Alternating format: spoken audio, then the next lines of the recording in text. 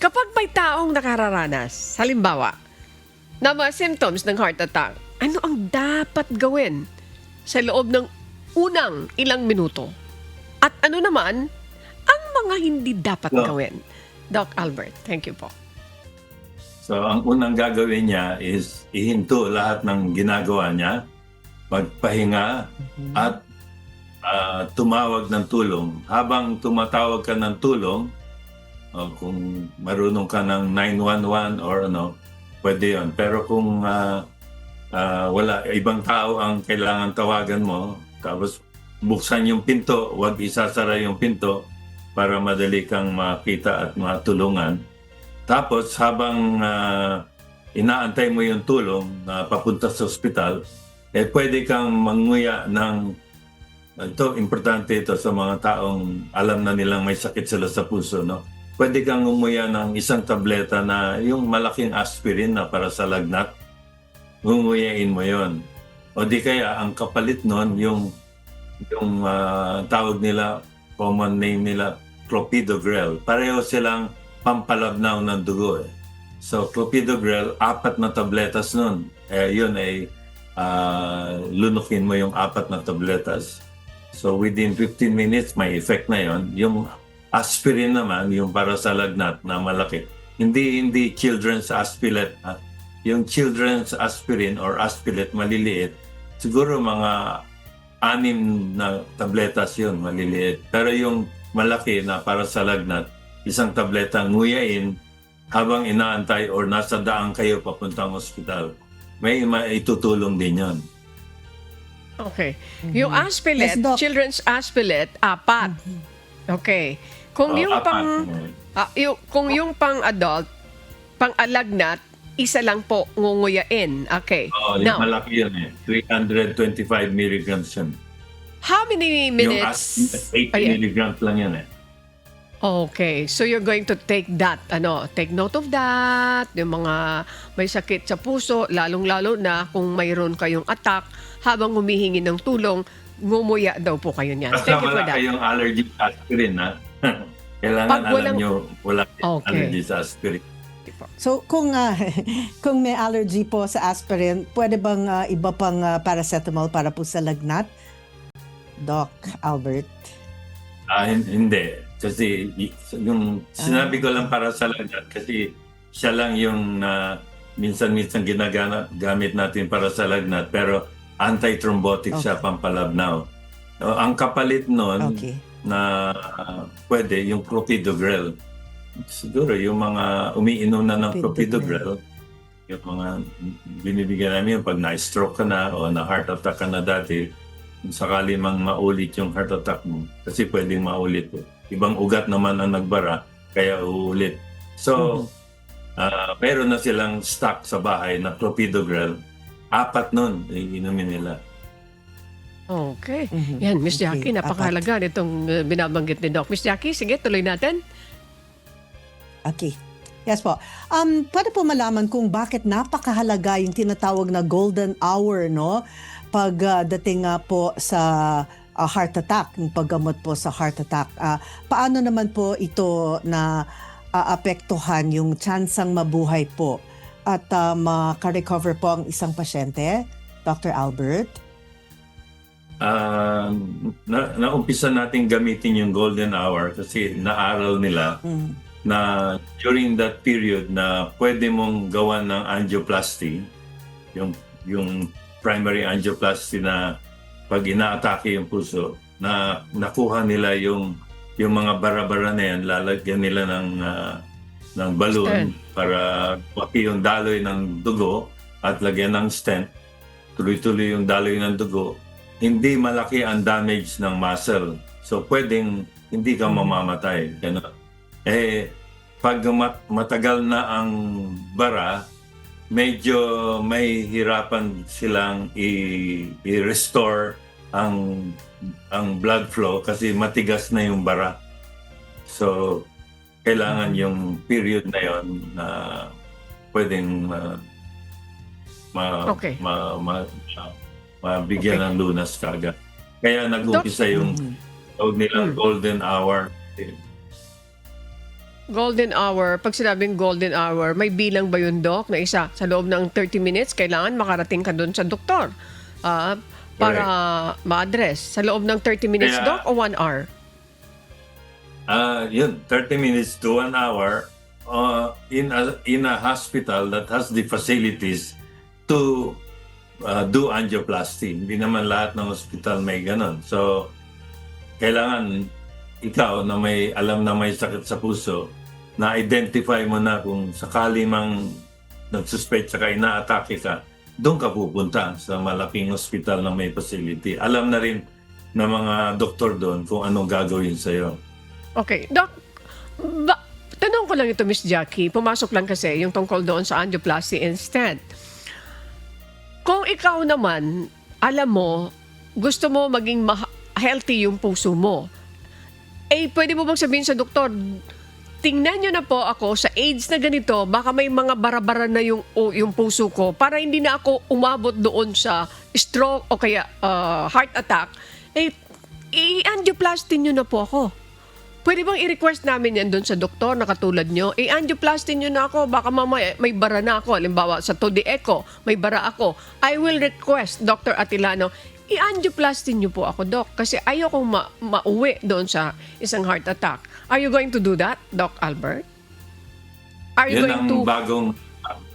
Pagbibigyan nyo ba yung bagong request nyo? kaalaman. Sige po. Yung bagong kaalaman na hindi namin paalam noon, no 1980s, 1990s, kaliwat kanan kami, 1980s, kaliwat kanan kami nagpapabypass pag may bara ang mga ugat sa puso. Kasi nalaman mo may ugat, na angiogram ka. No? So, pagdating ng 1990s, dumating sa atin ang angioplasty. Kaliwat kanan din kami, basta't may bara ka, nakita namin may bara, pinapa-angioplasty namin. But, dahil sa mabilis ang pag-unlad ng medical science na nalaman natin ngayon, na hindi lahat na may bara kailangan mag-undergo ng bypass or angioplasty. Dalawang klase lang na pasyente ang kailangan mong gawan ng paraan para maalis yung bara. Ang number one na dahilan kung bakit kailangan mong gawa ng angioplasty is during the heart attack. So yung pasyenteng na heart attack na yun ang gawin mo kasi nagbara ang isang ugat, pwede mo pang i-restore yung daloy ng dugo kasi biglang total occlusion yun pag sinabi mong heart attack . So yun ang unang klaseng pasyente na may bara na kailangan mo i-angioplasty. Pangalawang pasyente ay yung mga alam mong may bara na hindi naman inaatake pero nagpunta kayo sa doktor, nakita ng doktor na may bara ka, no? Una sa ECG, tapos yung mga ibang test, and finally, in-angiogram ka, nakitang may bara. So, significant yung bara. So, pag ikaw ay walang nararamdaman, hindi necessarily na gawan ka ng angioplasty dahil sa may bara ka. Pero marami pa rin sa atin na hindi sumusunod sa panibagong kaalaman. Dumaan kami dyan, kami mga lumang doktor na dating ang pagkaalam namin, pag may bara ka, para hindi ka maatake sa puso, kailangan ma-angioplasty ka.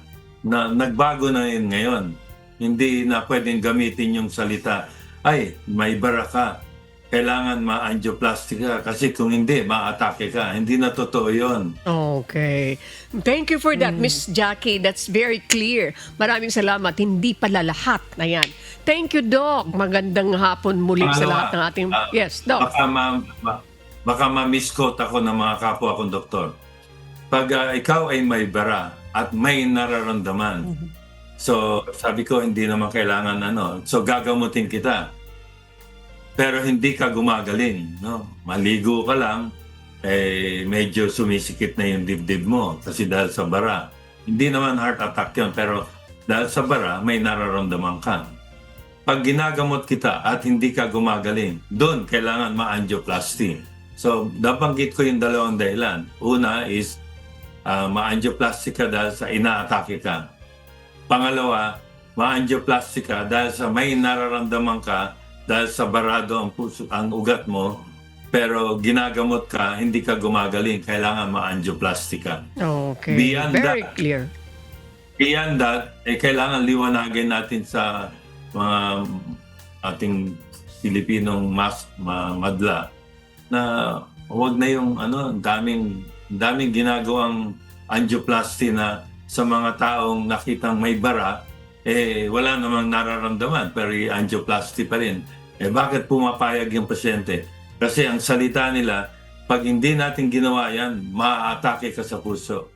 Ang liwanagin ko, na-discover na nila na maski maliit yung bara na hindi naman ginagalaw pag maliit lang ang bara.